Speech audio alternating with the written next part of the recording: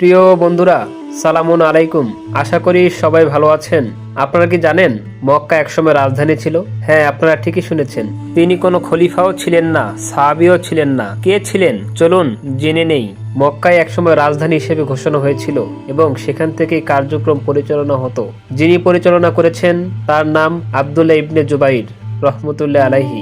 তিনি কোনো সাহাবী ছিলেন না, তিনি সাহাবীর সন্তান ছিলেন। তিনি ছিলেন সাহাবী জুবাইর ইবনুল আওয়াম রাদিয়াল্লাহু আনহুর এবং আসমা বিনতে আবু বক্কর রাদিয়াল্লাহু আনহু এর সন্তান। তার নানা ছিলেন আবু বক্কর রাদিয়াল্লাহু আনহু আর তার খালা ছিলেন আয়েশা রাদিয়াল্লাহু আনহু। অর্থাৎ তিনি জন্ম থেকেই ইসলামী পরিবারে গড়ে উঠেছেন। রাসূল সাল্লাল্লাহু আলাইহি ওয়াসাল্লাম ইন্তেকালের সময় তিনি ছোট ছিলেন, তাই তাকে সরাসরি সাহাবী হিসেবে ধরা হয় না। তবে তিনি ছিলেন মহান তাবিনদের একজন। খেলাফত প্রতিষ্ঠা ইয়াজিদ ইবনে মুয়াবিয়ার জুলুমের বিরুদ্ধে যখন বহু সাহাবী এবং মুসলমান ক্ষুব্ধ, তখন আব্দুল্লাহ ইবনে জুবাইর রহমতুল্লাহ আলাইহি মক্কায় আশ্রয় নেন।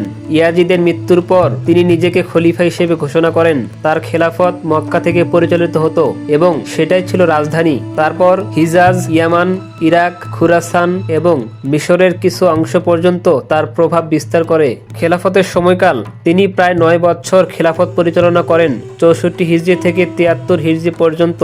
শেষ মুহূর্ত 73 হিজরিতে উমাইয়া খলিফা আব্দুল মালিক ইবনে মারওয়ান তার সেনাপতি হাজ্জাজ ইবনে ইউসুফকে মক্কা অভিযানে পাঠান। কাবাঘর পর্যন্ত দীর্ঘ অবরোধ চলে। সবচেয়ে অবাক হওয়ার বিষয় হলো, শহীদ হওয়ার পূর্ব মুহূর্ত পর্যন্ত তিনি ছিলেন ঈমান, ন্যায়ের পথ এবং খেলাফতের অবস্থান থেকে এক চুলো সরেননি।